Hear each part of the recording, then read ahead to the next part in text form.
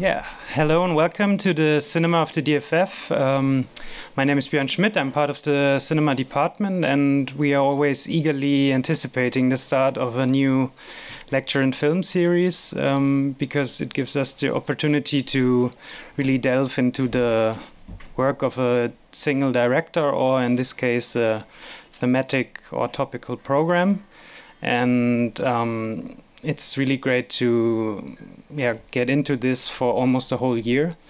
So we are really excited for this new series because the term thematic program doesn't really do justice to it, because as I understand it, it's much more a way of looking, a perspective, or a way of connecting films. So this is really exciting, and I thank the whole team at the university, Vinzenz, Didi, Feven and Danny, for putting this together. And yeah, I'm looking forward to seeing a lot of rarities and films I wouldn't see otherwise in the cinema together with you. And the term rarities brings me to another point, because the screening tonight of Ola Baloguns DEUSA NEGRA.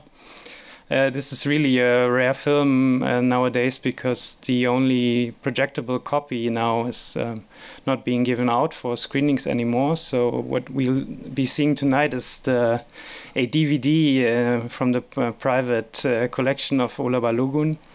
And I mean, it's also rare, but not maybe the best thing to view. So all I will say is that the subtitles are very readable. So, and I'm really sorry that we couldn't find another print of this film. I think the only one, as I said, is not being loaned out anymore. So I'm handing directly over to Vinzenz and Didi, who are giving tonight's presentation. And once again, thank you. And yeah, I'm looking forward to the whole series.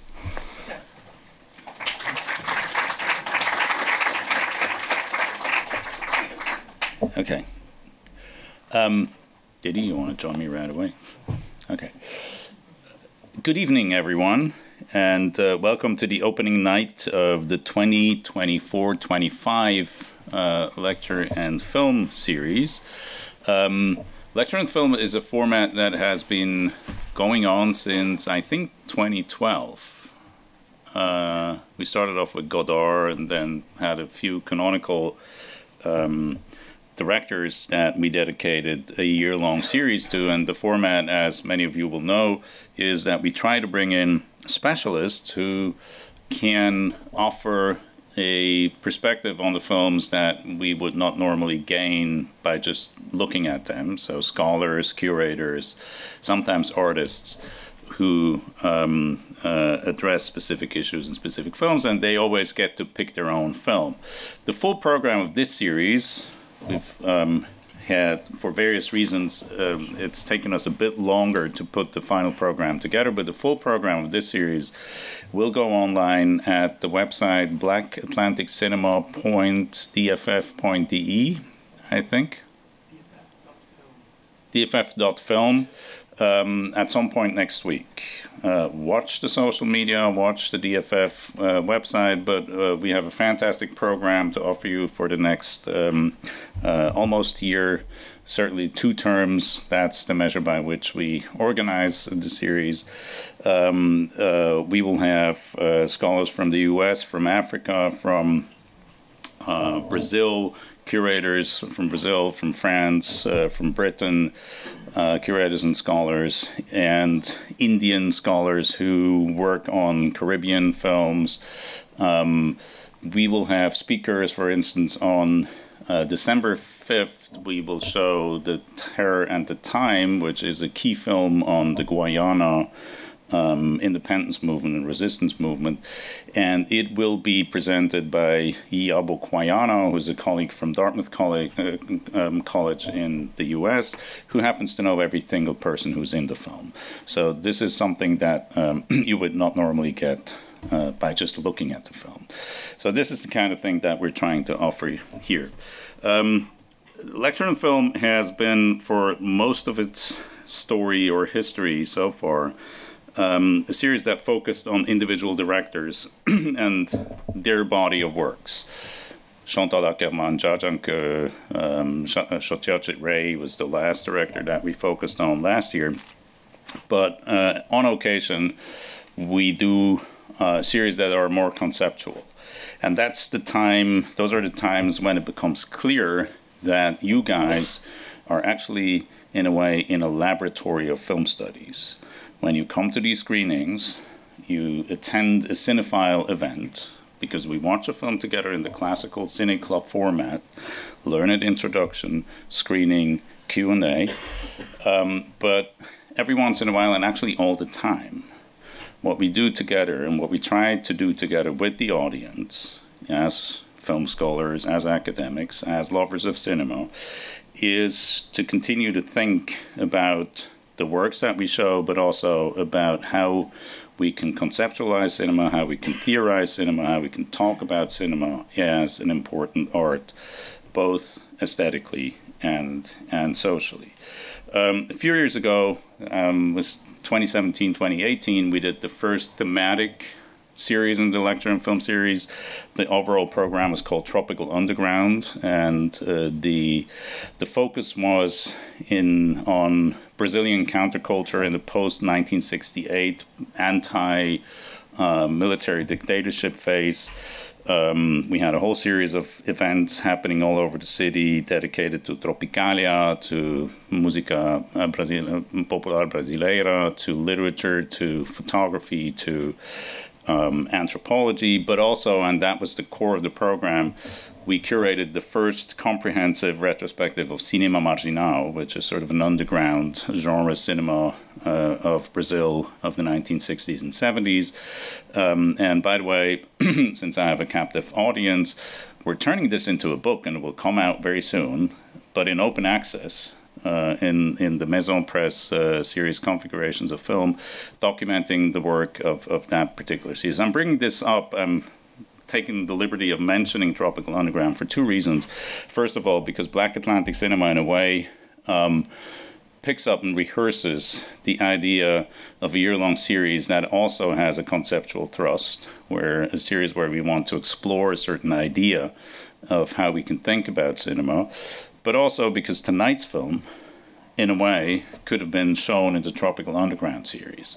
It's Ola Baloguns' DEUSA NEGRA, which is a film about the Afro-Brazilian experience made by a director who is the child of, or the grandchild of Brazilian remigrants to Nigeria. There was a significant remigration of fairly well-to-do, successful Afro-Brazilian citizens to Nigeria in the early 20th century. There is actually a dedicated part of Lagos with, a modernist type of settlement where these people moved in and settled, and basically the idea, this was sort of a developmental idea of the colonial administration, that if you brought back the successful black bourgeoisie of Brazil to Nigeria, you could lift Nigeria up somehow economically. Right.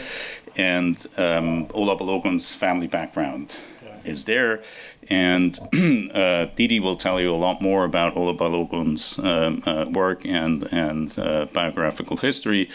But DEUSA NEGRA is a film that came about at the initiative of both Ola Balogun and the Brazilian producer in the late 70s, when Ola Balogun had emerged as one of the key figures of the new Nigerian cinema of the 1970s. That producer was basically asking Ola Balogun to talk about what, in a broader sense, is his own family history.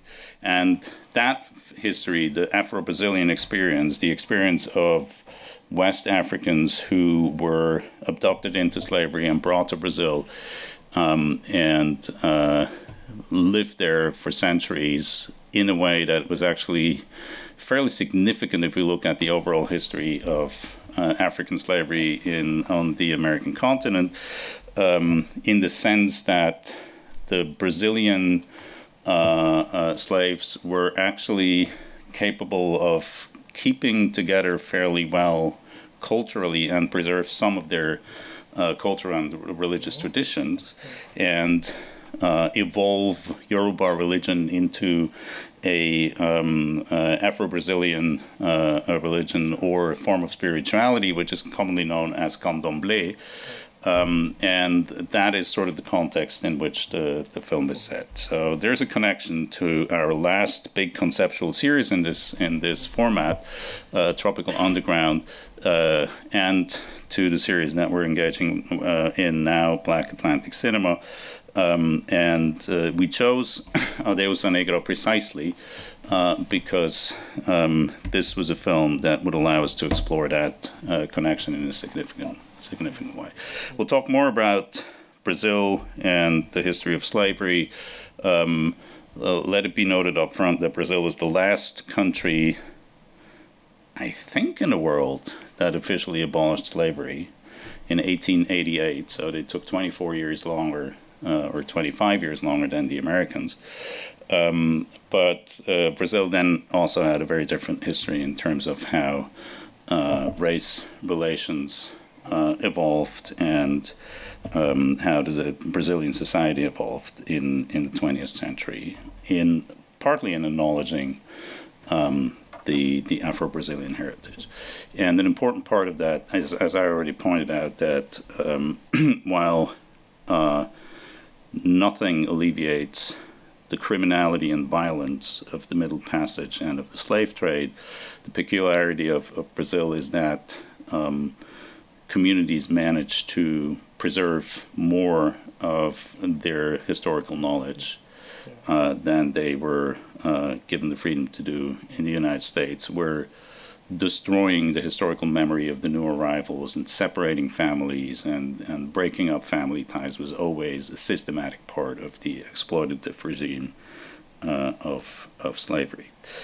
The series is called Black Atlantic Cinema, which is a riff on a very famous book title. The Black Atlantic is a book that the British sociologist Paul Gilroy published in 1993, which has become very, very influential across a variety of disciplines, become an important reference in curatorial work, in film history, in sociology, but also in decolonial and post-colonial theory and studies. Paul Gilroy himself is of Caribbean and a British intellectual of Caribbean descent, like many other formative figures of our own field, film and media studies. Stuart Hall, as many of you will know, is originally a Jamaican intellectual of joint Jewish Afro-Caribbean descent who, like many young intellectuals from the Caribbean in the 1950s, went to Britain to study and became a very prominent figure and actually the founding figure of Birmingham Cultural Studies, which is one of the key inspirations for cinema studies as a field. And Paul Gilroy is sort of a generation later, and he wrote this book called Black Atlantic Cinema in 1993, partially in order to facilitate a new way of thinking of the historical legacy of the Black Atlantic and of the transatlantic slave trade and the migratory movements from Africa to South America, to the Caribbean, and then back to Europe over the centuries, and the cultural space that emerged in those movements and emerged as a result of that particular history. One of the key ideas that Paul Gilroy picks up on in the book, well, first of all, his argument is the Black Atlantic as a concept allows us to think of a cultural space that is not bounded by the strictures of either the European or the African post-colonial nation state. So this concept allows us to envision and analyze and think of various cultural forms, be it music, be it literature, film, painting, not as expressions of a national culture, which is the paradigm that we're all trained and raised in, certainly here in Europe since the 19th century, and which is, by the way, still a leading paradigm in film studies, where a lot of work is done on, Polish cinema, British cinema, Spanish cinema, Italian cinema.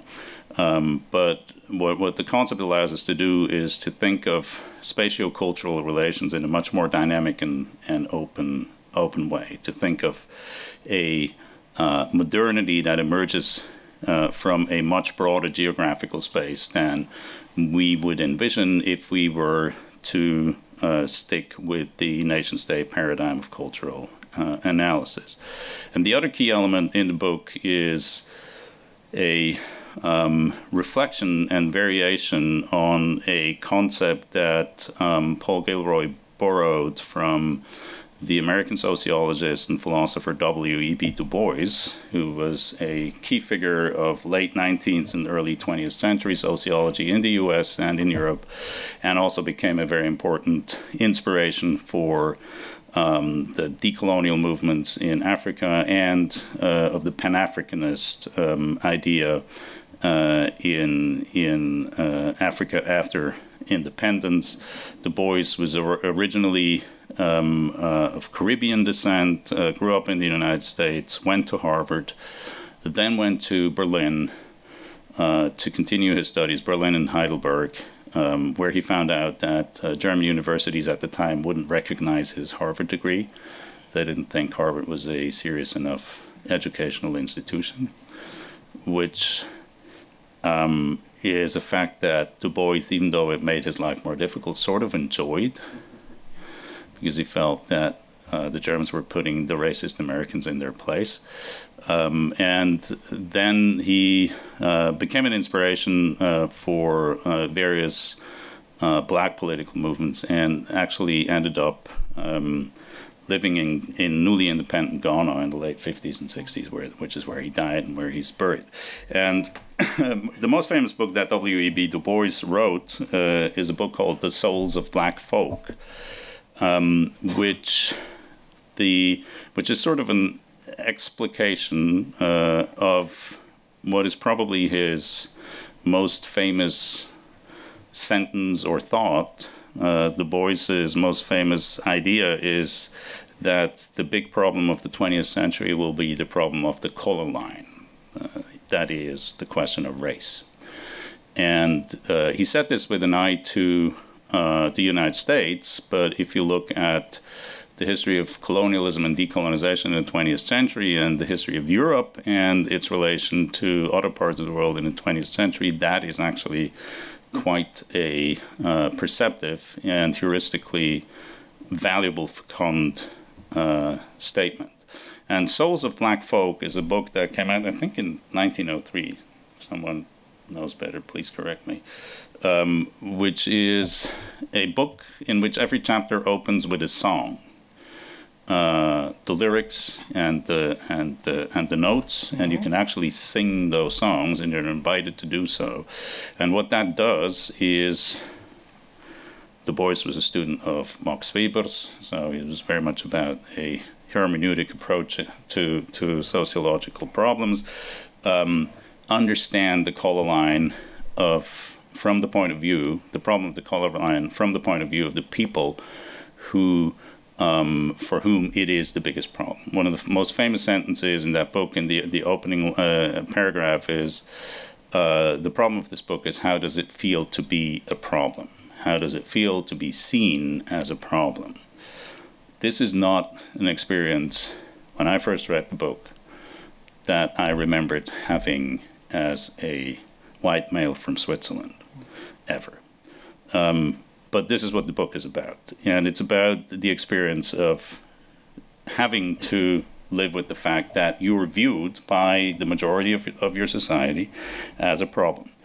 And the concept that Du Bois then comes up with, and that's one that Gilroy picks up on and that we're also using in our short description for this series, is the concept of double consciousness.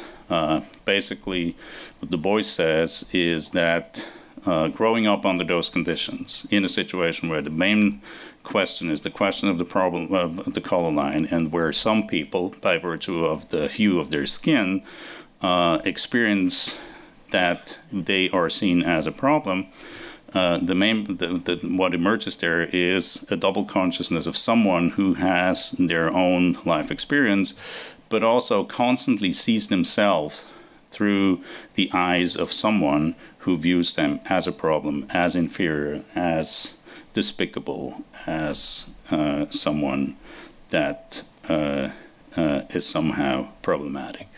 What we want to do in the series is inspired by Gilroy and his reading of W.E.B. Du Bois, look at films from Africa, from the Caribbean, from South America, and look at how they engage with this particular challenge and problem, how they engage with the history of the transatlantic slave trade and its legacy, and how they formulate ways of living with the problem of the color line or beyond the color line in specifically cinematic terms. And that is also the broader context in which we think DEUSA NEGRA is a relevant film, and that's why we chose it. And Didi is now going to say more about that film, but let me first, and that is the last thing I'm going to be saying for the moment, let me first introduce Didi Cheeka. He is a off-Nollywood filmmaker, curator, archival activist, accidental archivist, and I've seen it live, guys. He's the rock star of Nigerian film critics.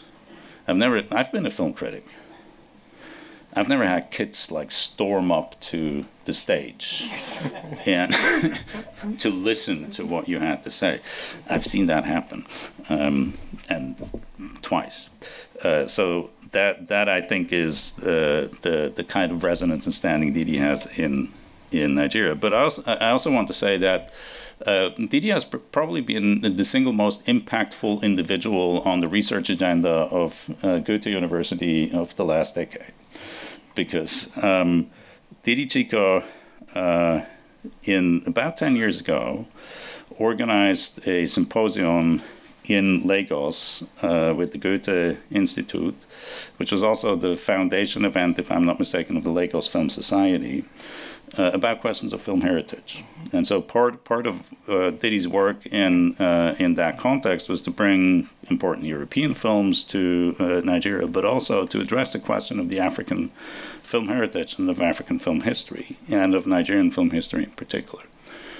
And one of the things that the Lagos Film Society wanted to do is create a screening venue for art house films in Lagos, which, as you know, is one of the biggest cities in the world, estimated 24 million inhabitants at this point, certainly among the top 7 global cities, but one of the big new mega cities in the world, and a major center for cultural production at this time. It's the site of the most important of the multiple Nigerian film industries. It's the site of the most important of the multiple Nigerian music industries.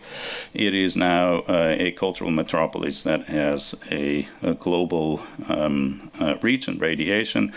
And in that city, Didi wanted to build an art house cinema. And one of the venues you explored was the Nigerian Film Corporation's former office, the former Colonial Film Unit office on the island in Lagos. And they did have a nice cinema. Now they have a nicer one, thanks to your efforts, actually.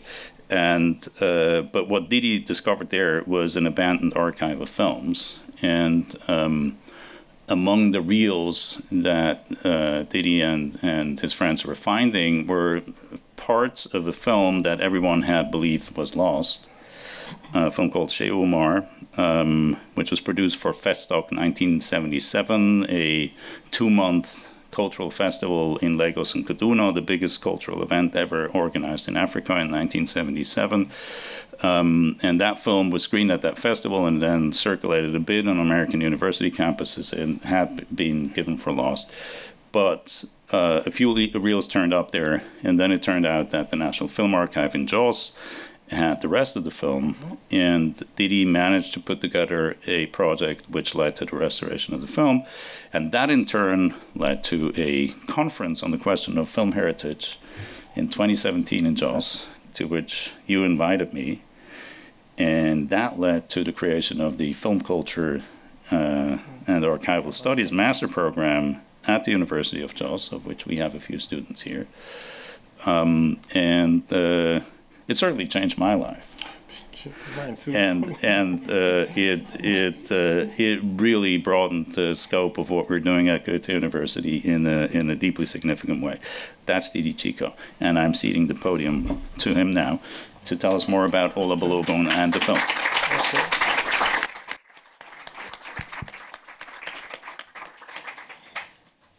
So yes, what we are not going to talk about tonight is the other slavery. I think whenever we think or talk about black slavery, what comes to mind is the transatlantic slave trade. So Vinzenz has talked about Brazil and America. The film Vinzenz referenced Sheikh Umar, which we discovered in the Nigerian archive when we started this journey, was a 1975 film that talked about the trans-Saharan slave trade. And years back, as a political activist under the military dictatorship in my country, I had found it really very amusing when black radicals in America and in the UK, when they want to show their opposition to the establishment, the authority, they convert their religion from Christianity to Islam, and Muhammad Ali changed his name from Cassius Clay to Muhammad Ali. Matt Franklin became Saad Muhammad, and all that. So what it means is that these black people in America and in the UK are actually ignorant of the trans-Saharan slave trade, so that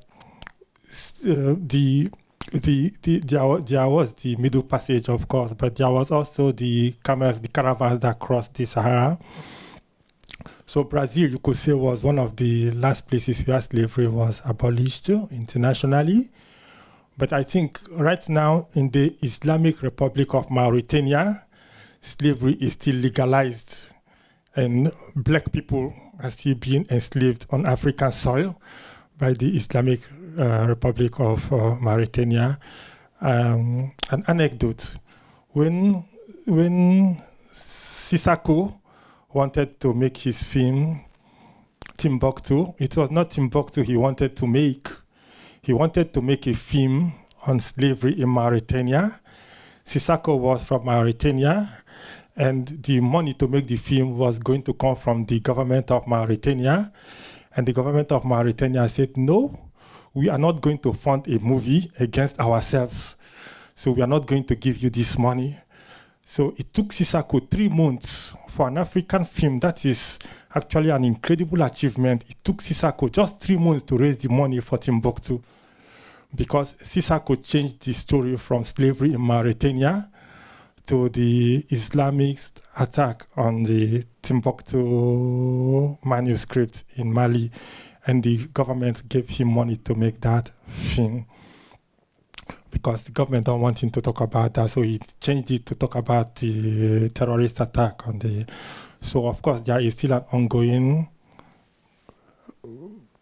trade in black bodies in parts of Africa, but this is actually not the thrust of this screening and discussion this evening. So what we are going to screen is the film by Ola Balogun. Vinzenz has talked a little bit about the circumstances that led to the discovery of that film that we are going to also show now. But a little bit still has to be said, I think, concerning my participation, my intervention in the program of screening the film and all that. So I think I will make my entry by citing a striking film. I was really a child in I think it was 1979 or 78 with my mother, when on the black and white TV set this text came up: the film you are about to watch contains many portions unsuitable for children or highly emotional people. Strangely, my mother allowed me to watch that film. It was a TV series, even though there was already a warning on the screen. So I sat down with her. I do understand, because my father was mostly not around, so maybe sometimes she needed company. So I sat down with her as a child and watched that film, and the film was Alex Haley, the TV adaptation of Alex Haley's Roots. I think I watched that film for 10 days or 14 days because the single Nigerian television station that time was screening it. Years afterwards, I watched it again for the second time.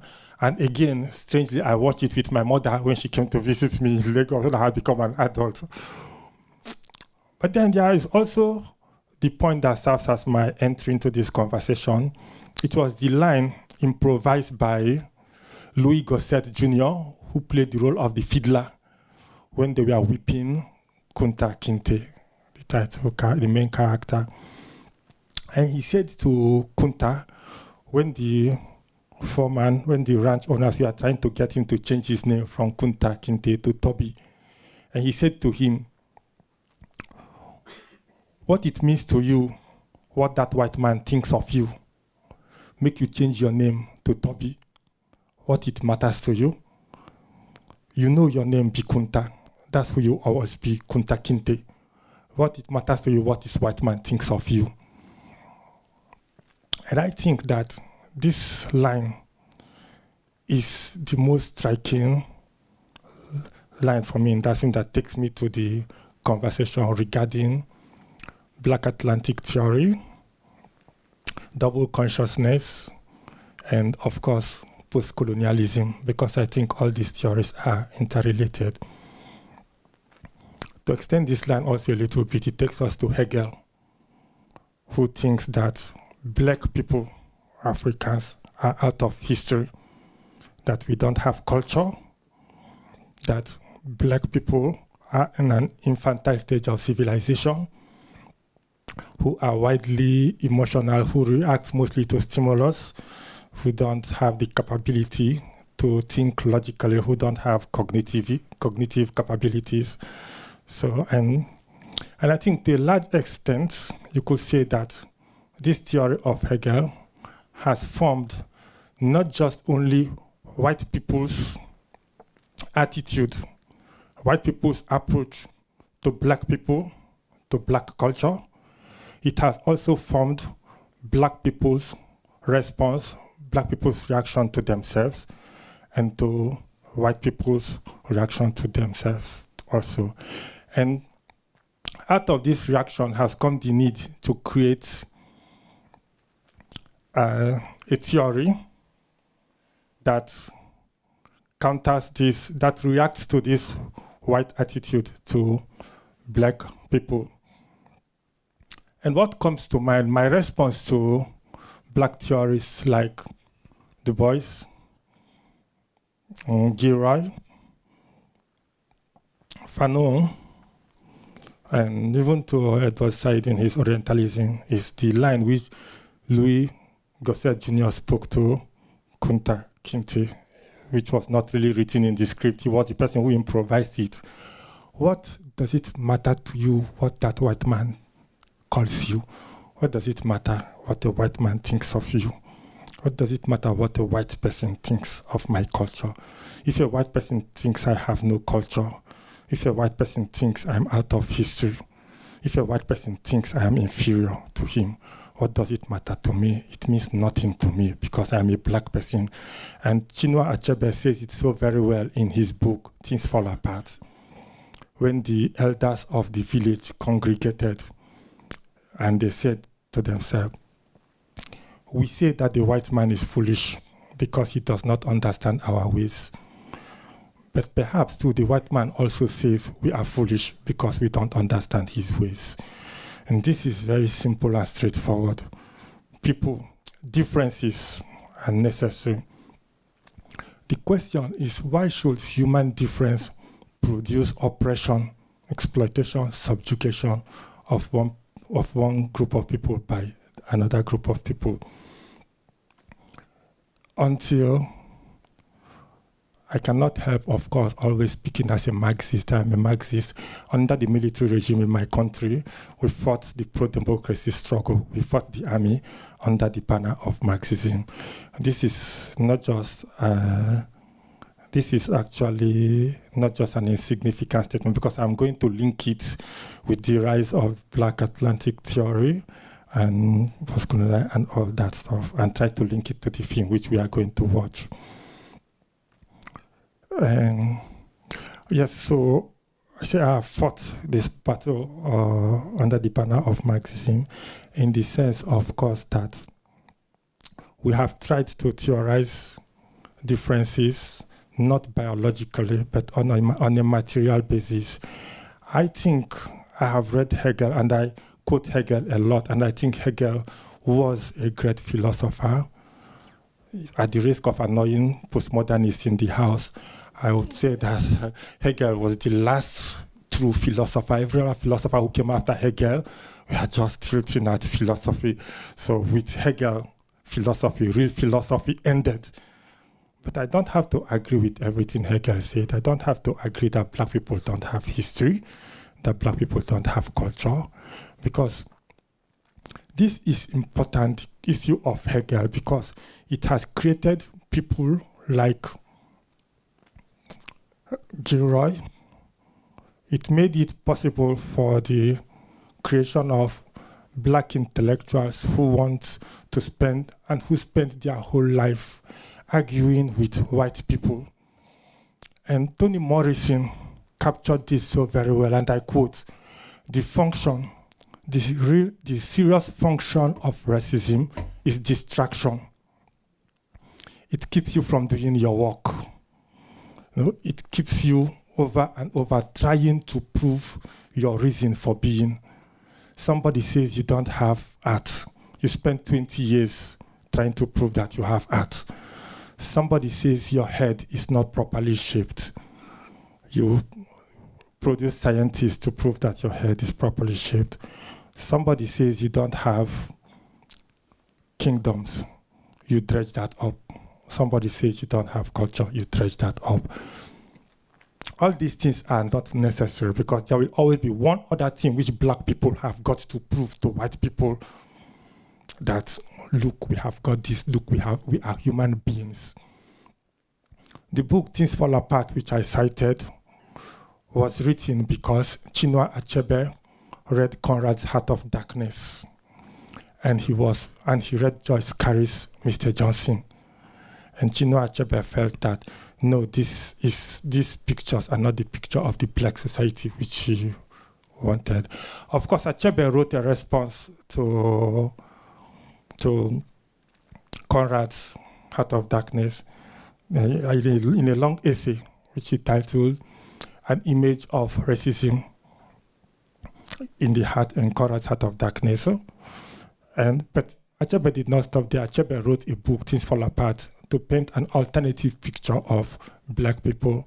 So Achebe did not spend his whole life, his whole artistic life, arguing whether black people have got culture, whether black people have got art. I use black people and white people fearlessly here, because I use it from just to make distinction between my experience as a black person and your experience as a white person. Differences are necessary in life, in nature, but it does not necessarily mean that differences must produce subjugation. It was not biological differences that produced subjugation, and this actually is also why I think that we have got to problematize the concept of the Black Atlantic and post-colonialism. We must not take it, because I don't think that, as much as I don't accept eugenics, that says that black people are inferior to white people, I also don't accept the idea that says that white people are superior to black people. But I also don't accept that black people are biologically racist. No. This, I think, is what the pioneers of Black Atlantic misses, that racism was produced by class society. It was not produced because white people just deliberately want to racialize, to subjugate black people. There was a material basis for the production of racism, and it was primarily economic. The Industrial Revolution has created the basis for the need to have a large amount of people, bodies working at the plantation, working to produce, to elevate white society. And to justify this mass enslavement of a group of human beings, the philosophy of racism was produced to show that black people are inferior to white people, that black people are subhuman, and so it is necessary to subjugate them. I'm not going to offer an excuse for my reason of being. I'm not going to offer an excuse for white people. I just don't care as a black person what white people think of me.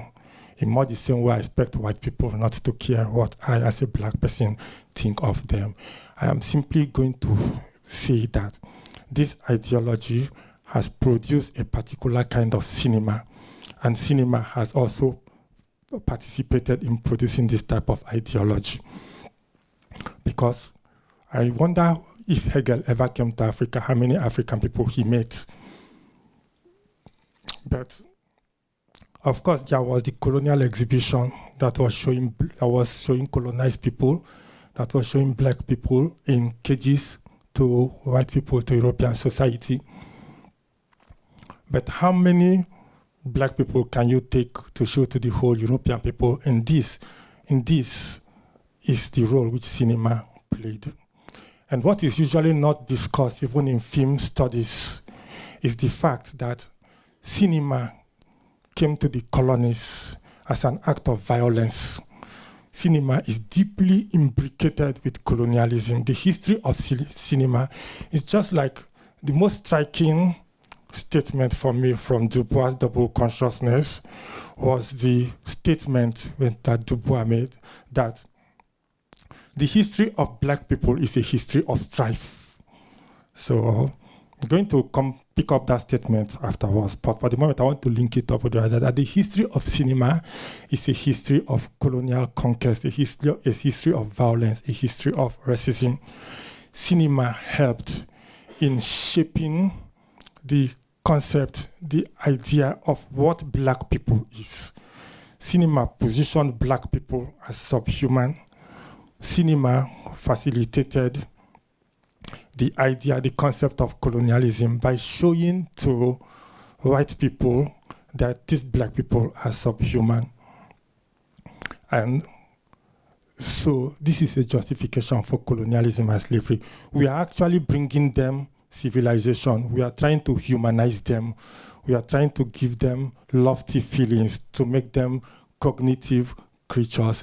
Cinema did this, but in the history, in film studies, this is usually not appreciated, the role which cinema played in the subjugation of black bodies.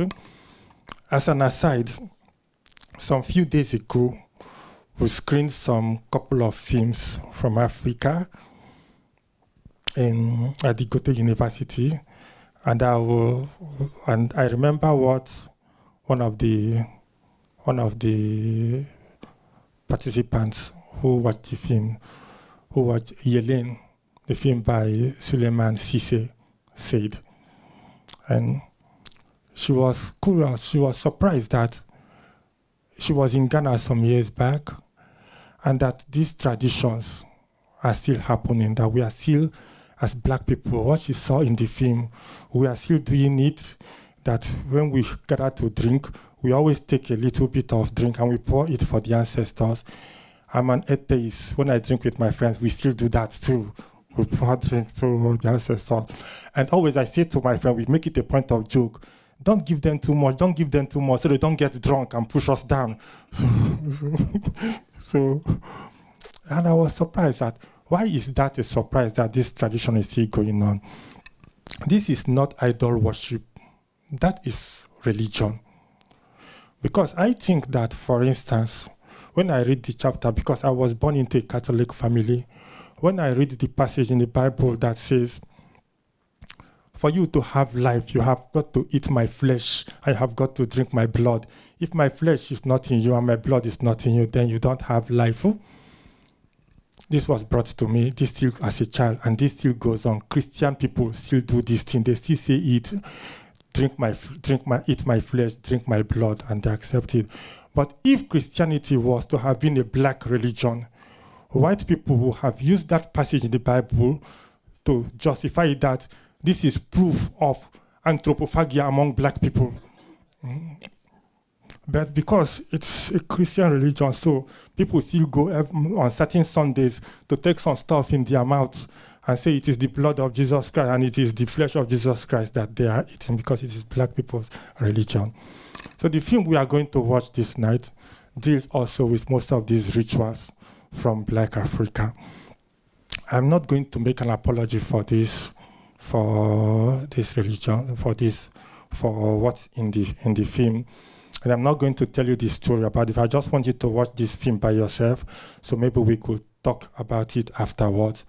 But a little bit further on these theories, Black Atlantic and double consciousness, post-colonialism and all that, is that these theories were also propagated by black people who live outside of Africa. So I do understand the tendency when you live in you are separated from your initial community, from your roots. And you cannot go back and you cannot go forward. And you cannot fit into the society you find yourself. Marx referred to it with one word, alienation. So this idea of not being yourself. I remember the first time I was in Berlin was in 2003 or 4, thereabouts. And I swear to you, at some point I thought I was a white person because I was seeing only white people. So it was only when I was passing through a mirror and I looked at myself and there was just this black speck in the midst of this, and I said, oh yeah, I'm a black person.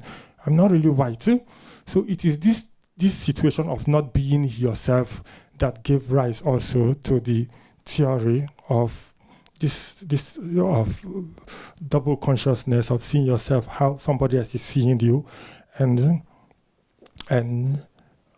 being estranged, alienated from yourself, from your culture. But there is also, it seems to me, a measure of shame. I think these theoreticians of Black Atlantic are a little bit ashamed of their African heritage, and they want to prove, they are trying to say to white people, hey, look at me, I'm not that African who live in the jungle, in the bush, who live with lions and tigers and all. I'm a noble savage. I can read Hegel, I read Aristotle, I can theorize with you. So, and I need to create a new culture. And out of this comes the idea of diasporic culture, that there is not just the black race, there is not just the white race.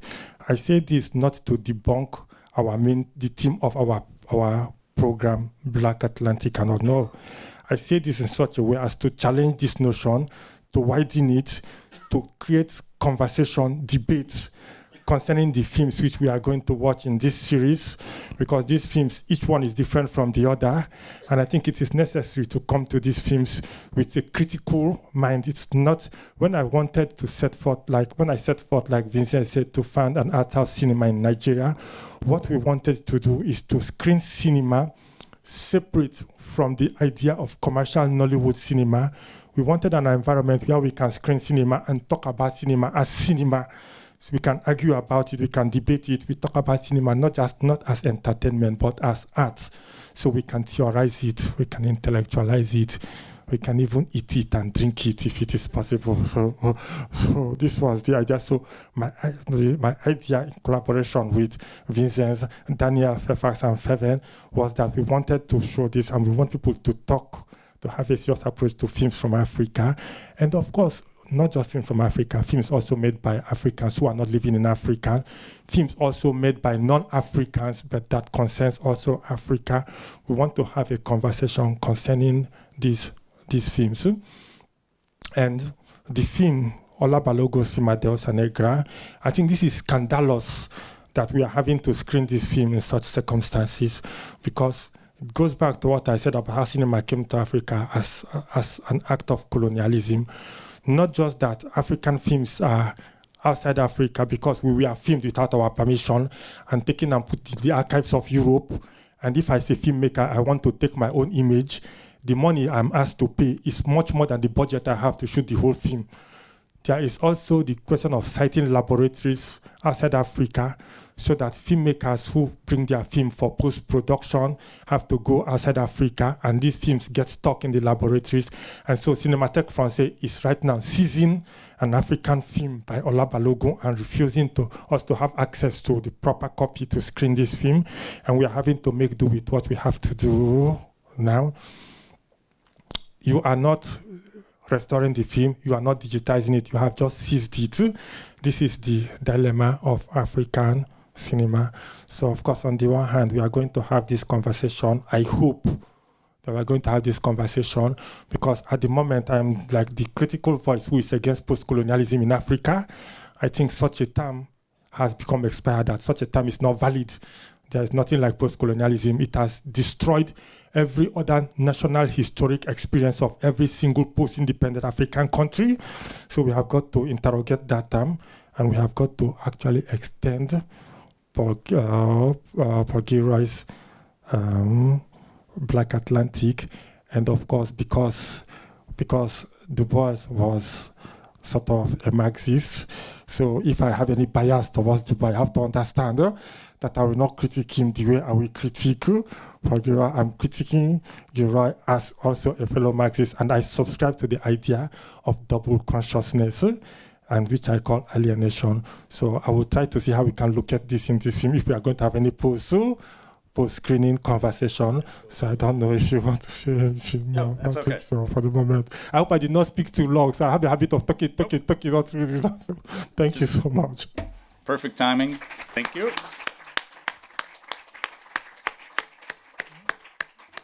So Björn, I think we're going to have a 10-minute break, and then we watch the version of the film that you have, which is not the one that the Cinémathèque Française is. This is on camera. Is withholding from us, but I think it's good enough a version for us to have the kind of discussion that I think Didi just set up here. The bar service is a bit erratic, but there's a chance that the bar is still open. So if you want to grab a drink, this is your chance, and we'll reconvene at roughly 9:10, and then screen the film and then have a discussion. Thank you so much. Maybe just a few things up front for context concerning the director and his biography. As I was hinting in our joint introduction, Ola Baloguns' family is actually part of the Afro-Brazilian remigration, which happened after emancipation. But one of the things that we also need to understand about Brazil is that there was a sort of a black bourgeoisie of freed slaves even before emancipation in 1888. As a matter of fact, the single most important Brazilian writer in history, maybe, José Maria Machado de Assis, was of Portuguese and Afro-Brazilian or African descent, born in 1839, I think. The formative figure of Brazilian modernism. And by the way, in parentheses, it's also interesting to see how Machado de Assis was received and read by some of the major figures of American literary criticism. Harold Bloom read his books and thought they were great, and he became a fan, and then he realized he was of African descent, and suddenly it was a problem. So, you know, speaking of Toni Morrison. But in any case, Machado de Assis, who was actually in a very high-ranking government position, is sort of an example of a African or African descent bourgeoisie in Brazil, even in the mid-19th century, late 19th century, before emancipation. In any case, I mean, that's a different story, or it's a connected story, but Ola Baloguns' family was part of that particular remigration. Baloguns himself was trained in Nigeria, and then I think he got a university degree in Dakar and received his training as a filmmaker at the EDEC in Paris, one of the two big film schools in Paris before he returned to Nigeria, where his first job was working for what was then still the Federal Film Unit, the successor organization of the Colonial Film Unit, which was instituted by the British as a sort of a documentary film service, and became the federal agency for filmmaking in Nigeria. And in that capacity made a series of short documentary films and then moved into fiction filmmaking at a time when in Nigeria there was an actual market for 35mm films, particularly films based on Yoruba traveling theater plays. And Balogun is also a pioneer in the sense that he was among the few filmmakers, together with Ola Baloguns, with whom he also worked and who played main roles in some of his films, to actually make films in regional languages. So the first feature film that Ola Balogun made, I think in the early 70s, was an Igbo language film, and then he made several Yoruba language films. And to add one last detail, and I think that's significant, and that will be the last part of my setup for you to tell us more about the film, is that Ola Balogun was also part of the film crew that, partly at the behest of the Nigerian government, partly for UNICEF, filmed much of the activity of Festock 1977, which was the second Pan-African Cultural Festival after the 1966 Pan-African Cultural Festival in Dakar. But the Festock event, which took place in Lagos and Kaduna mostly in January, February 1977, was by far the largest cultural event ever organized on the African continent to this day.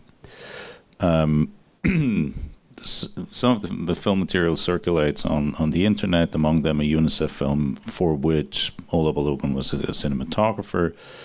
But there is, by the way, a massive archive in Abuja that we're looking at right now. But Festock is a significant event because it is a celebration of African culture that in a way moves beyond the conundrum of the double consciousness, or is an attempt to move beyond the conundrum of the double consciousness and the celebration of African and African source cultures from around the world. I mean, an important part of Festock were delegations from the Caribbean and from Brazil. Brazil had a massive delegation in Festock, and Ola Balogun was involved in that festival just basically a year before he made this film as a camera person. And you could say that Festock also marks sort of a high mark of a kind of cultural self-affirmation, self-consciousness, confidence of post-colonial Africa. This is also a moment in which Nigeria plays a leading role in the global movement against apartheid. Obasanjo was then the military dictator, but a figure that transitioned Nigeria to democracy twice, actually, was the leading voice in organizing African states, and whoever was willing to participate at that stage in Europe or the US to lead the fight against apartheid. So this was a really particular moment. That film is made in a moment in which Nigeria sort of has the self-confidence to live something that I keep on hearing when I go to Nigeria. People always tell me, if you talk to us, you talk to Africa. And that was in a way the moment when that happened. And I was just thinking of that particular moment when we were watching the film, that in a way the film is an expression of that. I don't know if you share that assessment. Yes, in a way also. And to go back a little on that, in the period after independence, after Ghana got its independence in 1957, in the 60s, African countries began getting their independence. In 1969, I think, Algeria has got actually a significant role in the struggle for independence and the concept of post-colonialism, Black Atlantic, and Algeria has a significant role because I saw the first festival of African arts and culture was in Algeria in 1969. They called it Festival Pan-Africain. So it was in Algeria, and it was filmed. It was made into a film. Strangely, it was a director from the Algerian government gave the contract to William Klein from America to come and make a film about the gathering of Black African activists. Although the Black Panthers came, Toni Morrison came, Angela Davis came, everybody congregated in Algeria in 1969 because it was the time that 1969 was the time of the frontline state, Frelimo, SWAPO, the struggle against apartheid. So the Black Panther Party, it was, I think, also around the period of the May. Was it around the time of the May student in? It was 68. So that's general, so the mood was 69 is it? Yes, the mood was still there. It was around the time also of the Solanas and Gosman Third Cinema manifesto. So there was all these movements all across Africa, and the point of convergence was Algeria. And after William Klein made that film, most Black radicals and activists rejected the film because they felt that it was so conservative, that it did not effectively capture the spirit of Algiers 1969. So the idea was to keep this movement going and to hold another festival in Africa to celebrate the idea of what Fanon has first put forward, the creation, the emergence of a new man. Forgive me for it's not my expression. It's Fanon, so I'm not in the habit of using patriarchal expressions. So I think at some point in time, the idea of saying the new man also means the new human being, not just necessarily in a patriarchal sense. So, but subsequently, of course, also that from the 60s onwards and this actually is my central quarrel with the idea of post-colonialism, because there is also the post-nationalism. In the period that we were fighting against colonialism, there was quite a number of leaders that was thrown up by the anti-colonial struggle, and there was quite a number of ideas put forward to take African countries forward. And country after country after country after country after independence in Africa betrayed the ideals of the anti-colonial struggle. And Africa's intellectuals also decided to run away from this by engaging in conversations in Europe. But at this point also, you have to understand that Africans have not begun taking charge of their narrative and how to tell their own story cinematically. So then from Algiers, Nigeria was supposed to hold Festac. Then it was pushed forward because there was a military coup, and then there was another military coup, and then Festac had to be held in 1977. Around about this time, Ola Balogun has made the first film, the film you talked about, Amadi, which is lost now. Ola Balogun is a tragic figure in Nigerian film history, not Nigerian, Africa. In 2015, Ola Balogun was sleeping in the night because there was usually no power, proper power in Nigeria. So you use power generating plants. So Ola Balogun was sleeping. When he woke up in the night and saw that his house was on fire, there was the normal power supply and the generator said they have conflicted, and so there was, and some of his films were in his freezer because of no proper archive back there in Nigeria. So his films were in his freezer, and all he could do. In 2015, Ola Balogun is 79 years now. In 2015, he was, see how old, he was not a young person. All he could do was take himself out of his room, and his film print in the freezer got burnt. I think out of all the films Ola Balogun made, only what is surviving is 5 feature films, and that was because they were not in Nigeria, they were in Europe. To this extent, we say thank you to the Cinémathèque Française for saving those films, but now we want them back also.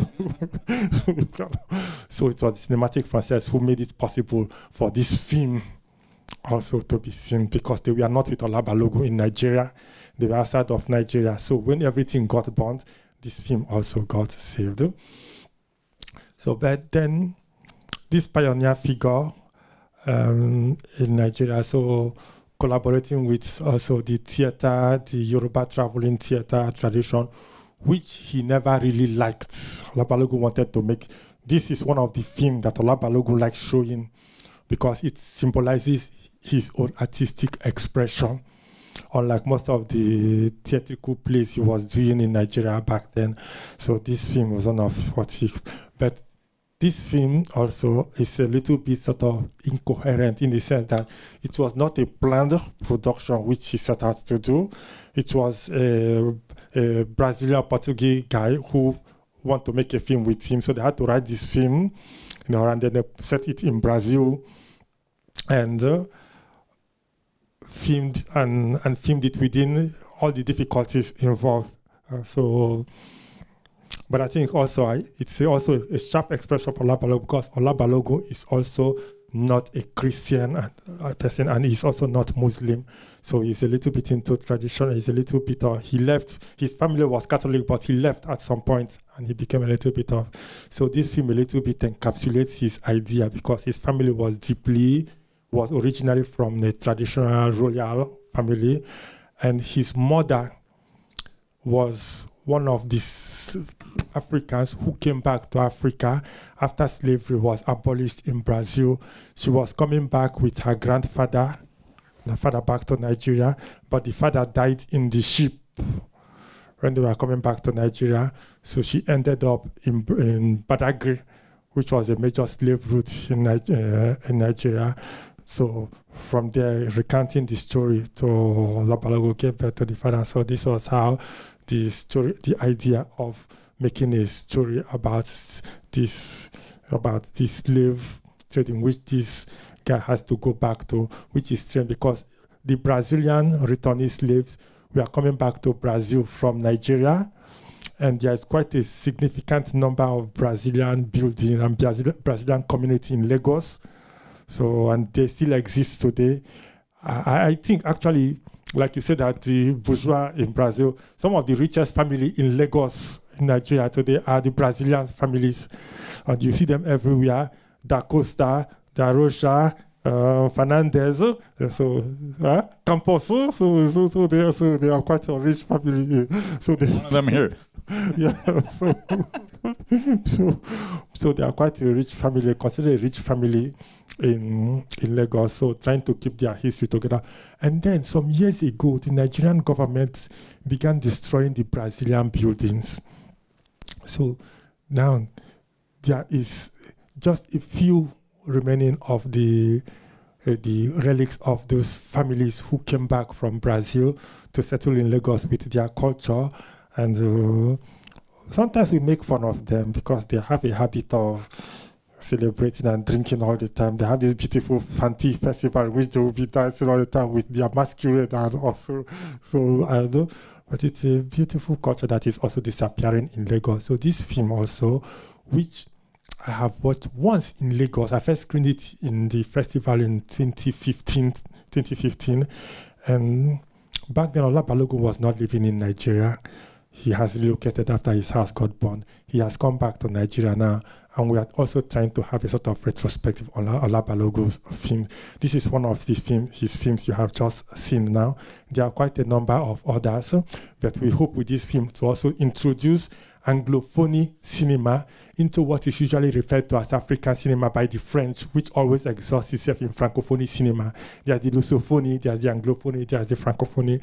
So we are trying to have this sort of rethink to have a proper conversation concerning African cinema also as a whole. So, just two small remarks before we open to the audience. To be perhaps overly fair, but we should tell the audience that there was a National Film Archive in 2015 in Jos. The infrastructure was in place since the 1990s. But the filmmakers of Ola Baloguns' generation simply didn't trust the government to take care of their films. And that's why they kept them in freezers at home rather than consigning them to the National Film, Video and Sound Archive in Jos. And that is so that tragedy is also not just a tragedy of bad infrastructure, but of a lack of trust in government. And the other small remark, in the film, at the beginning, there's a shot of the house in which the Babatunde talks to his dying father, and that's one of those houses. It's very much a sort of a Portuguese-style colonial piece of architecture, but is in Lagos on the island. Do we have questions from the audience? Does anyone want to step in, chime in, ask for more information?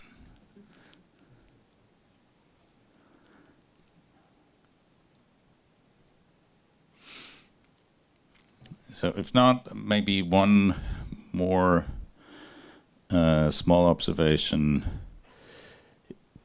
which concerns what in film studies terms we will probably call the parallel narrative of the film. So there are two historical layers. There's a contemporary layer, basically Babatunde, the cultural tourist, trying to get back to his cultural roots. But the interesting thing about that, that's of course a familiar figure of the 1970s, as you were saying, you know, African Americans traveling to Africa to try and reconnect with their lost heritage. And so part of what makes this film so interesting is that it reverses the travel direction, so to speak. You know, it's not an activist from Harlem traveling to Nigeria to or to Ghana to figure out where their family was from, or Geechee people reconnecting with their Igbo heritage, but it's Nigerians going to Brazil to find out about their family history. So that is an important element of, let's say, the mental geography of the film. And the other striking element to me is the parallel narrative, where you actually have a story layer that's set in the colonial time, which also is a story of jealousy and murder. And then you have the contemporary layer, which is also driven by romantic interest and a jealousy plot, and leads to the death of a rival. Now, that in Hollywood is a very familiar way of telling a story in the 1910s and 20s. You know, that's what Griffith does in Intolerance, where he uses stories from antiquity to explain contemporary moral dilemmas. And that's the structure of the first version of the Ten Commandments, where where you have episodes in which contemporary stories illustrate the moral lessons of the Ten Commandments, but you also have the whole Bible story told in parallel. And it's interesting to see how that parallel narrative structure returns in this film, but in a very different manner, because it's communicating layers, if you will. You know, there's the young woman who's the medium through which the Yoruba goddess speaks, but she's probably also sort of a revenant of the woman who gets killed in the second story. Yes. I remember also one time when I was in Berlin, And we went to the house of this Brazilian musician, and he said, what do you want to eat? And he said, oh, you are from Nigeria. Are you going to eat beans? I said, yes. Then he brought the beans for me, and he puts, in Nigeria we call it gari. It's cassava, tuber. What other name is it for cassava? What do they call? It's just, so then he put it in the beans, and I was saying that you can eat it. I said, yes, we eat it in Nigeria too. And it is strange that most Nigerians don't know that cassava originally came from, it was Brazil, it was the Portuguese who brought them to put it in Nigeria. So it has become a staple food in Nigeria. We ate it when we were in Nigeria. We normally eat it, they put it in water and make it into paste. We used it to eat egusi. So that stuff we used to eat also. It was the stuff that the Brazilian people also brought to Nigeria. But then there is also, like you mentioned about the two-way, the reverse migration. It is strange too that right now also, unlike in the film, I wonder if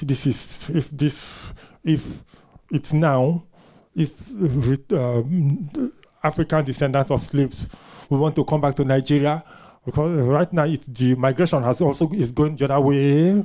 Young people are leaving Nigeria now to go back to Europe. But when this film was made, there is the idea of coming back to the fatherland, because like Vinzenz said, there was the time which Nigeria, if there is antagonism between Nigeria and other African countries like Ghana, South Africa, no, really, practically there is antagonism between Nigeria and practically every other African state.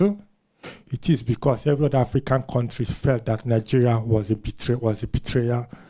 There was so much hope. It was the country, it was the largest, it was the most populous Black African country. So much hope was placed on it, particularly in terms of FESTAC, so that this country is going to lift the continent forward, and subsequent military coup and all that. There has been a sort of, that this country let down the Black. It's always felt that it was the country that let down the Black, because the Black put so much hope in Nigeria, and Nigeria let that, betrayed that hope and abdicated its responsibility.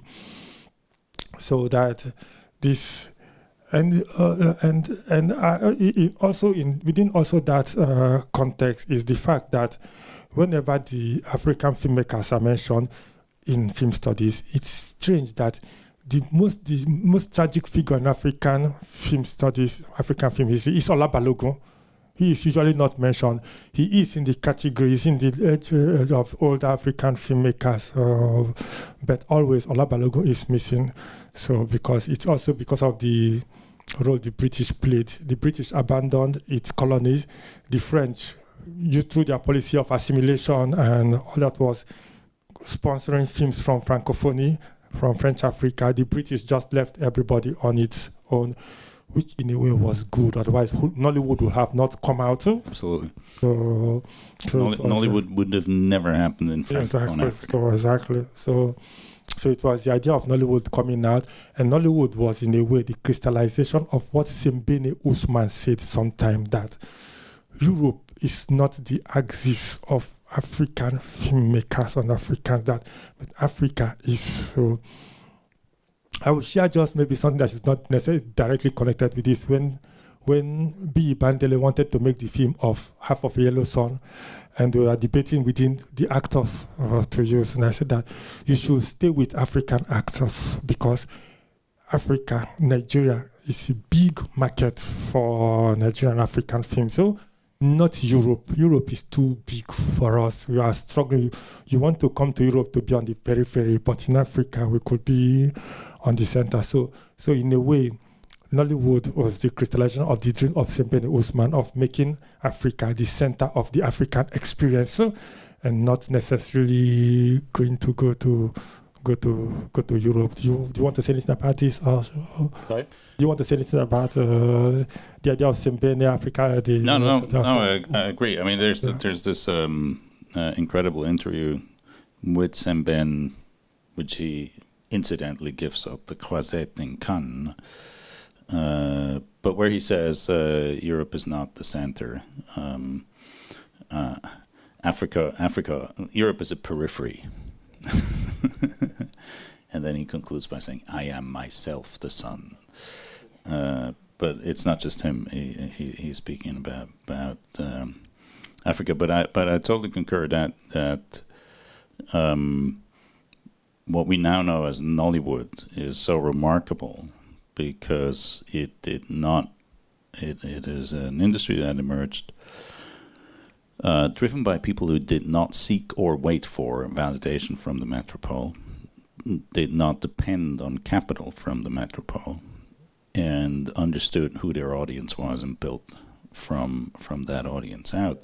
And I totally agree that part of the tragedy of Ola Balogun is that he, together with Hubert Ogunde, was the first director to understand that and to be able to operate in the production economy and ecology of Nigeria in the 1970s in a way where he actually did reach an audience and did make films that were popular and resonated. Some didn't, but many did. But because he was not part, even though he did go to Fesboko and he was trained in Paris, but because he was not really part of the film ecology in which, you know, I like to say Nigerian filmmakers know where the bank is. Francophone African filmmakers know where the film production companies in the État arrondissement in Paris are located. That's a different type of address book. Yes, yeah. So he was one of the first who knew where the bank was. Yeah. But he somehow never failed to become canonical in the same way that a lot of filmmakers who were part of the Francophone system are. And I mean, if you look at this film, you have to say, that's just not fair. Yeah. So if we bring ourselves back a little bit to the theme of our program, Double Consciousness, and so I recall at least 2 films by Sembene Osman, which we screened was it last week? Borom Saret and Black Saret. Girl. The wagoner, the guy who was pushing the cart in Sembene's first film, Borom Saret, there is a temptation to look at him as just a wagoner, a cart pusher, but he was theorizing his society. So you look at him, there is the idea of seeing him as a wagoner, somebody, but he was seeing himself also as something. He was busy theorizing his society. He was thinking of himself probably as an intellectual, but as the viewer, you are thinking of him as just a wagoner. And he intellectualized a lot that he forgot that he has got to bring food to his family. So it was his wife at the end of the film, which was a very big blow Sembene struck against patriarchy. The man in an African society, the guy who was supposed to take care of his family, he has pushed his wagon. The money he made, he took it and gave it to a griot. He forgot that his wife and his son has got to eat. Took his money and gave it to a griot who was chanting the praise of his family, his ancestors. And he came back home empty-handed. And the wife took the baby she was holding and put it in her husband's house hand and said, we have got to eat this night. And she went out of the house to look for food. That was one beautiful exchange of authority. The guy has taken the place of the woman. The woman has become the head. She has gone to look for what the family has got to eat. And in Black Girl too, you see how double consciousness functions.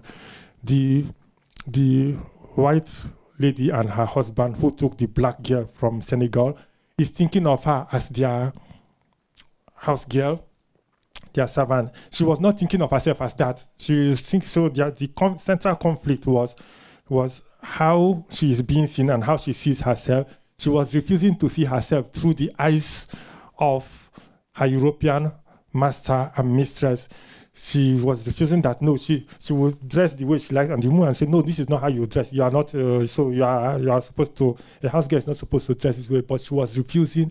So it's the conflict between how you are seen and how you see yourself. This was the driving force in the film, the black girl, and to take back herself, to solve the equation of this double conscience. Said she wants to live back to Africa, and then the point of conflict became the mask she took with her from Africa to Europe.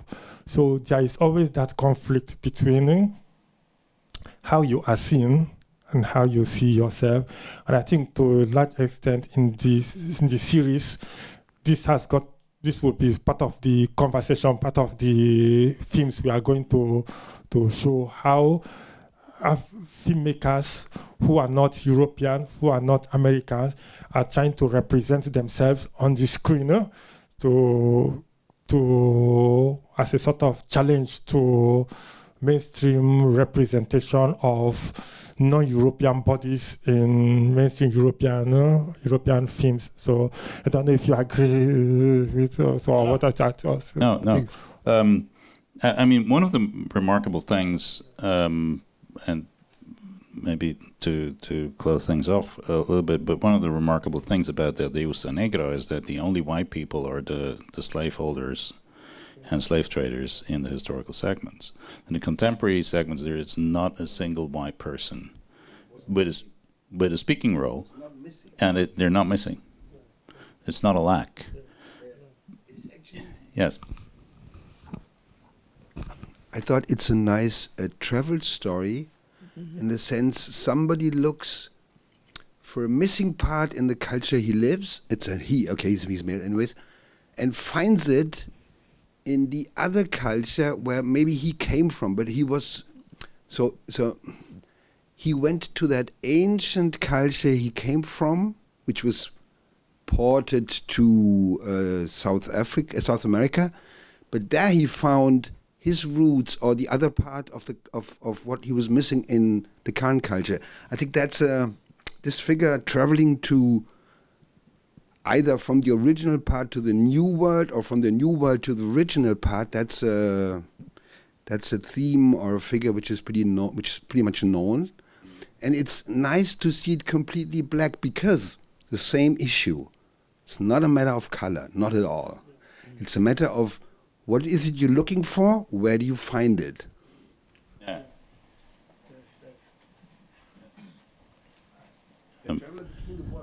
Yeah. Yeah. And it's also, Sonia, can we have that? I mean, what's interesting also is that he sort of has to be initiated into Can-domblé, and he has to go looking for it, but he gets access because he's seriously looking, and there are these scenes where we see the rituals, and you could say they're ethnographic in intent, but it's not about folklore. It's not a folkloric recording. It's something very different. Sonia, please. Yeah, thank you, Didi, for the introduction. I was wondering if you can tell more about your thoughts on the level of aesthetic and language, and in particular on the use of sound and music, because again, against an ethnographic representation, he uses a lot of also electronic sound, or like this, in a way, there is an interesting use of sound and music I found. So I wondered if you can tell something about that. Yes, I really like the sound of Remi Kabaka's drumming and the beating. So I think one of the most striking things about the film is Remi Kabaka's soundtrack. So, and I think it goes to the heart of the story. So of course also that there is a tendency, I think it's inherited it a little bit. Most films from that period are inherited, and even a sort of electronic, or should I say polyphonic music, so somewhat from, which goes back to the time of colonial, which is a little bit inheritance from colonial cinema. But in this instance, I like that the movement, the sound was trying to create a sort of sort of break. So from the colonial sound. Because I mean that if, for instance, you watch maybe say Wakanda, and you are amazed that the filmmakers don't seem to know the difference between sound from, say, within West Africa, from Guinea to, it's the same drumming, it's the same instrumental, but there is a difference between how the kora, which is like a guitar, the way the kora sounds in Guinea, to the way the kora sounds in Mali, to the way the kora sounds in Gambia, Guinea-Bissau. It's the same instrument, but they have these different little nuances. So I think that also that for me, what the musician was doing with the music, in a way, for me was because yes, the story is a little bit disjointed, but this most striking thing for me was the soundtrack by Remi Kabaka. So, and it's one of the, I think it's one of the things that has stood the film that stands it a little bit out. So it gives you a sort of, I mean, it's not really strictly speaking, it's you could see it's contaminated Yoruba talking drum beating, and that's because this film was almost practically shot outside Nigeria, except the beginning part where you saw Lagos. So everything was actually made in Brazil. So, and just that the musician has got Yoruba roots, has got African roots. So the song is a little bit. I think for me the song captures the movement. It's a little bit almost wanted to sound like a voodoo, trying to imitate the beating of, if you come from Republic of Benin, the voodoo drum beat. And trying to capture the essence of Can-domblé in relation to the Yoruba worship of Yemoja. So I think the typical typical Nigerian person from the western part of Nigeria relates a little bit to the real drum beat part of the music, not the electronic or polyphonic sound, but I think for me also part of the most striking thing for me, actually for me the most striking thing in the movie is the drum beat, is the soundtrack. So it is it that captures for me the essence of the movie, the journey. So, but to me we'll have a question over there. The electronic sounds to me seem to be the electronic sounds. Yeah. Seem to be very significant. I mean, there's sort of maybe even an Afro-futuristic tinge about it. There are resonances of the use of electronic instruments in Afrobeats in the 60s and 70s. So there's also this aspect of like a very distinctive modernist aesthetic on the soundtrack that combines with the traditional elements. But you want to say something, please? Yeah, thank you. Do you think this film lacked some research? I'm saying this because starting, and I will start a bit with the music. I understand that in Yoruba traditional society, I mean, we have about 400 pantheon of gods. And each person, for example, if I wanted to go to war with somebody, and I'm a Shango devotee, the drum beats and the kind of music would be from Bata. If I were a Ogun devotee, my drum beats would be from Dundun, which was in this film. It wasn't, I mean, clearly stated. And then also the music, the drum beats of war, is different from the drum beats of celebration. It's also different from the kind of beats that you, the drum beats for maybe royalty and things like that. Because of my little understanding of music and drums too, I felt that there's a bit of, there was just a gap there, just like you said, but it was great music. Also, in terms of research, I also wanted to connect to the fact that my family also, my great grandfather also returned from Brazil, and then returning to Nigeria after some years, nobody understands Portuguese anymore, and this guy is speaking Portuguese in Lagos, and then he goes all the way to Brazil. He felt. There was no culture shock. It felt like he never left Brazil. It felt like the whole movie was really just established, made from, and there was just a bit of piece. I really want to ask if we can just critique some of the storytelling in different aspects. And then these slaves, I understand, or it sounds like they were taken from a part of Lagos, Nigeria, and then maybe the slave guys were talking about Angola. I saw that. It kind of was also like a bit confused. Was this Lagos in Angola, or Lagos in Portugal, or Lagos in Nigeria? And then I'm sure at the time of slavery, there was no Angola. There would have been some people, but maybe not as Angolans. I don't know if my history serves me right. So I think there are bits of a lot of things that are not put together. That doesn't sync. I don't know.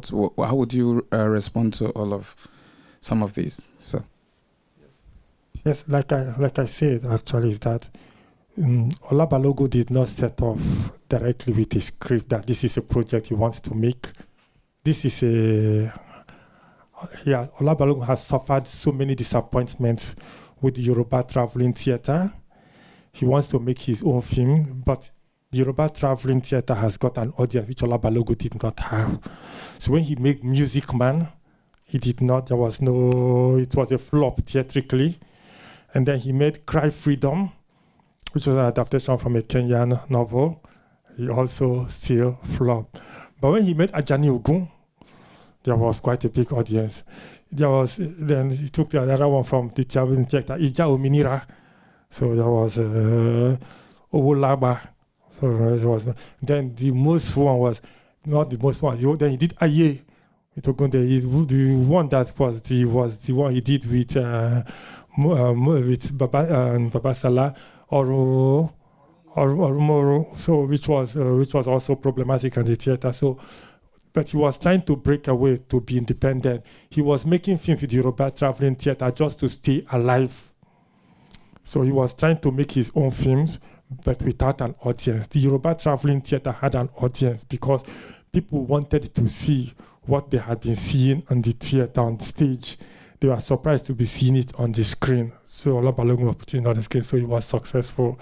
So this film came at a moment in which he was really quite low. It came as a surprise. He was actually not at home when his wife said that somebody came, said he wants them to make a film together in Brazil. In fact, when Ola Balogun landed in Brazil, the contract, the film, the project fell through. It was no longer possible to make the film that they wanted to make. So it was still, he cannot suddenly abandon Brazil and come back to Nigeria. So, but he managed to find another producer, and then they began making this film. So that's why I say there are loopholes in that film, because it was not a proper film from a script that set forth to, I want to make this film. It was, first of all, that there was money, and we need to make something. And this film, he began writing this film also while they are in Brazil. So practically this film was made in Brazil.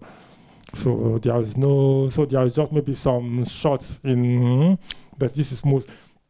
the actors, the cast are mostly Brazilian. They are Brazilian, so there's no. So this is not a proper Nigerian production, so to see. So it was made here in Brazil. So, but also Ola Baloguns' family is from the branch, unlike Cheeka, who is always on with Ogun. Ola Baloguns' own family was Shango. So Ola Balogun was a little, so that's why. So well, according to his story, say his family branch, which was named Balogun, that and also that they are also into the worship of Shango, not any other god. So now I'm not properly versed in Yoruba cosmology, so but I know that there are these differences between Ifa. So divinity. So, but Ola Balogun was his family was a little bit from Shango. But yeah, you are. He was making a film in Brazil with this Yoruba culture that was exported as in Brazil. He was not making this film in Nigeria with proper Yoruba researchers and Yoruba music. So I guess that inevitably he will have, even though he is a Yoruba person, he also have to make some little bit of compromise, little bit of mistakes in the song he was trying to use. But I think also that the slave trade from Yoruba land to Brazil did not affect just people who Shango worshippers or Ogun worshippers, but I think he used one symbolic one, which is Yemoja. I don't think Shango worshippers or Ogun worshippers or Ifa dispute the authority of Yemoja, or they have alternative to Yemoja. So I think this is also the challenge which Ola Balogun was struggling to come to terms with, how to reproduce his culture in a film production, which he was forced to make outside his own geographical territory. I also think he struggled with Yemoja and Can-domblé. They are two different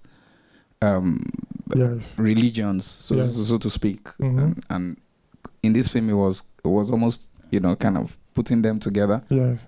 Yemoja devotees will say no. Once they see this film, they'll be like, nah.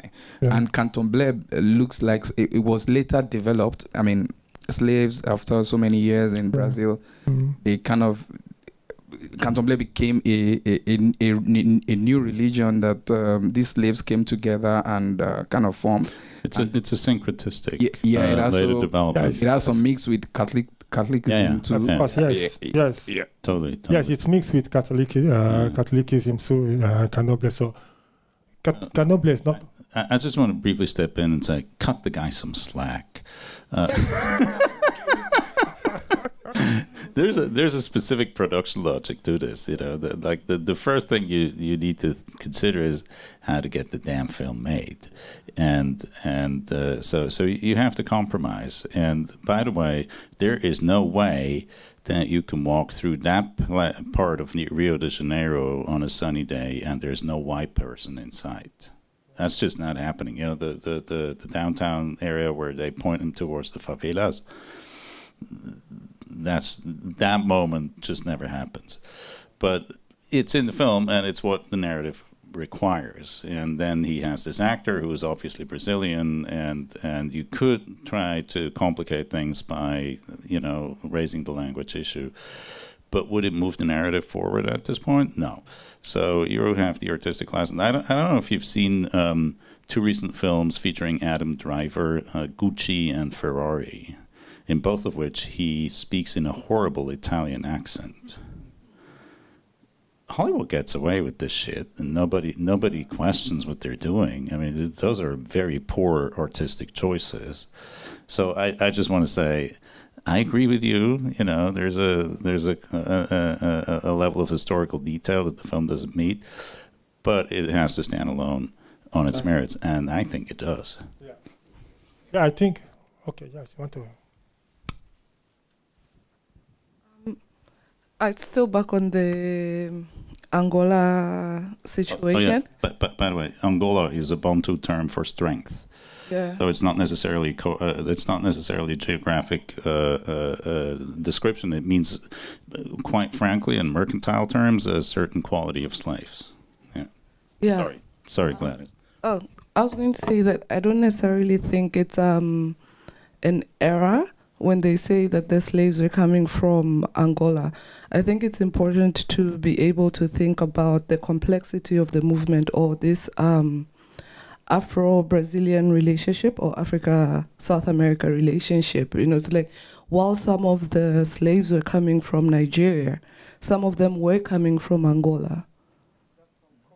Yeah, and some from Congo, yeah. Exactly. So I think it's maybe to think about it in terms of like the complexity of this migration, that it's not necessarily just slaves that are coming from Nigeria and then they're going to South America and then coming back to South America.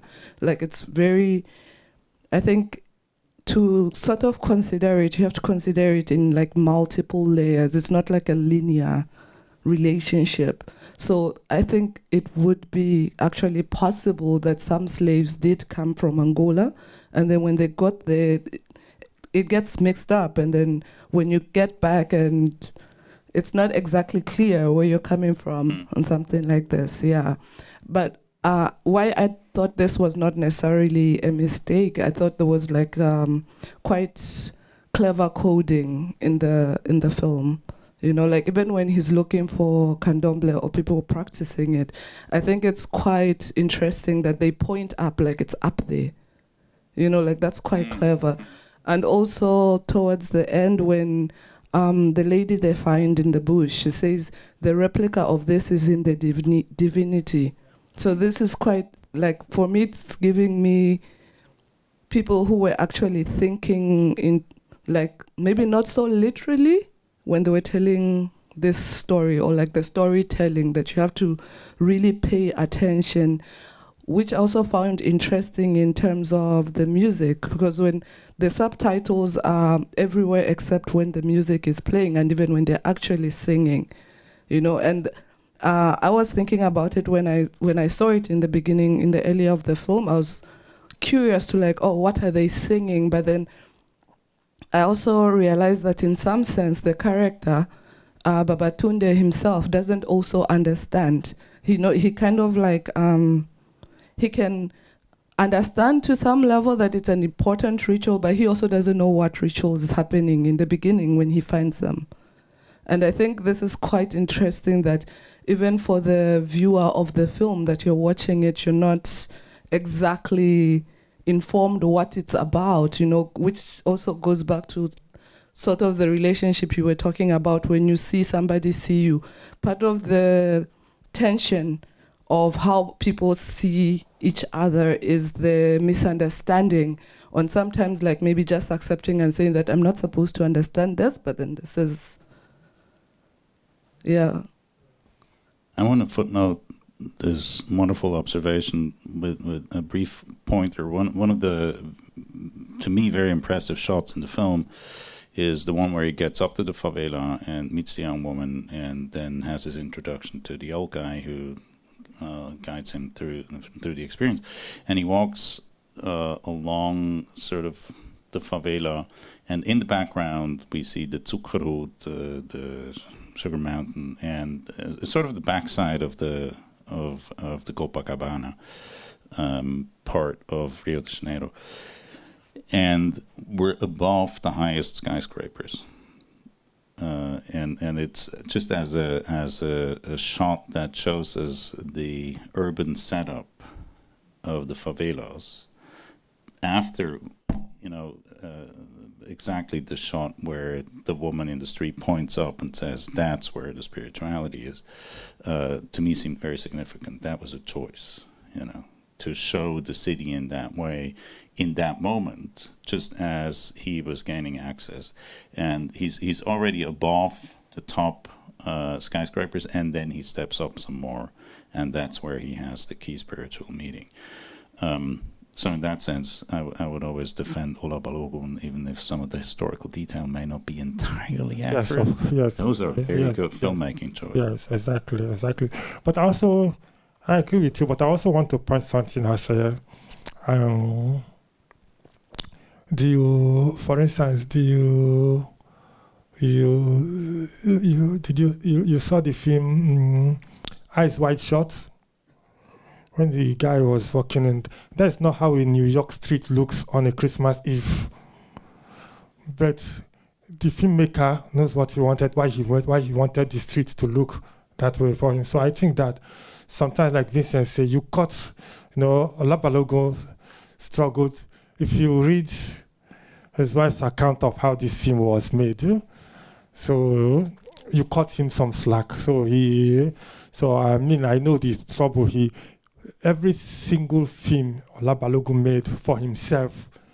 I don't mean Ajani Ogun, I mean Music Man, Cry Freedom, this one, DEUSA NEGRA, and the script that is in Cinémathèque Française that he couldn't shoot, he wanted to shoot in South Africa, that he couldn't make. Ola Balogun's cinematic life was a struggle. I don't mean that anything goes, that we will forgive him everything. So I think compromises we are made along the line. So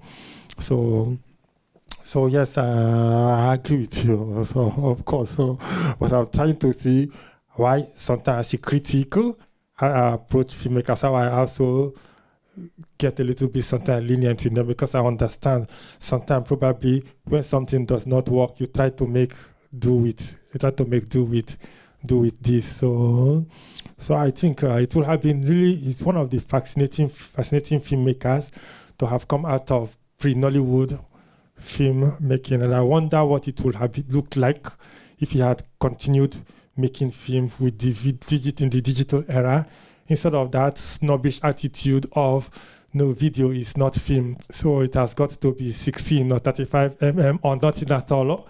So it was one of the problems that landed him in this sort of obscurity, quite apart from his own personal difficult nature. So. Yeah, I mean, that's very different, for instance, from Tunde Kelani, who started out also as a cinematographer for the National Television Authority and then smoothly transitioned into video filmmaking. I think we should come to an end, probably. How was the film shown? How was it received? At the time, you can say more, but Nigeria did have a vital cinema scene at the time, and so people would have seen it in cinemas. Quite possibly. When I showed it in Lagos, the subtitle was not like this. In the original script, we showed it to show it when Ola Baloguns. This was not the subtitle. This was not how this. I don't know how the subtitle came about. It was not like this when we screened it in Lagos in 2015. Yeah. But this is the difficulty of African cinema. So this is the problem which we are having. Yeah. So, but when we screened it in Lagos in 2015, it was quite. I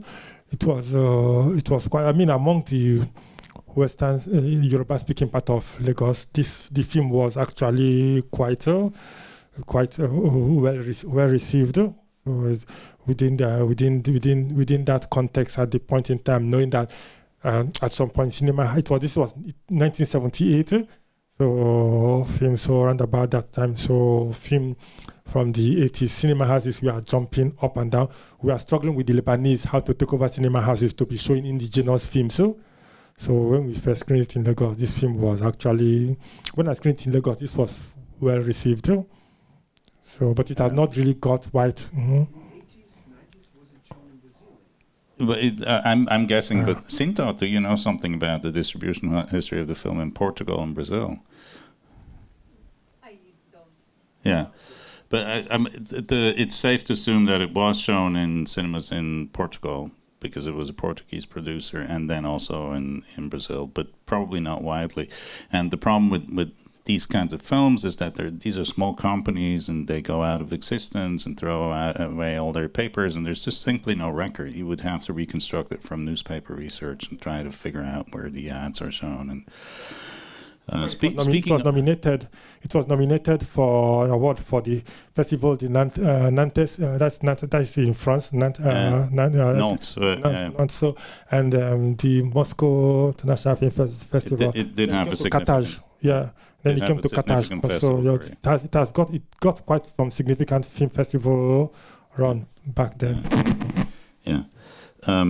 You mentioned the Lebanese who controlled the cinema distribution business in Nigeria. There's a large Lebanese community.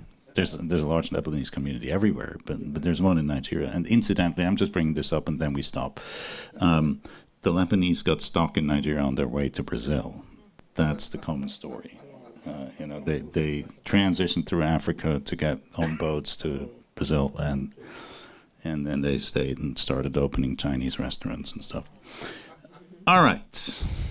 Thank you so much. We will continue this conversation in 2 weeks exactly, with a film by Hediger Ima. And again, watch the social media and watch the website of the DFF, because the full program of the series will finally go online in the next few days. And then you get a sense of where we're going with this until July. Thank you so much. Thank you for your patience. Thank you. Fantastic discussion.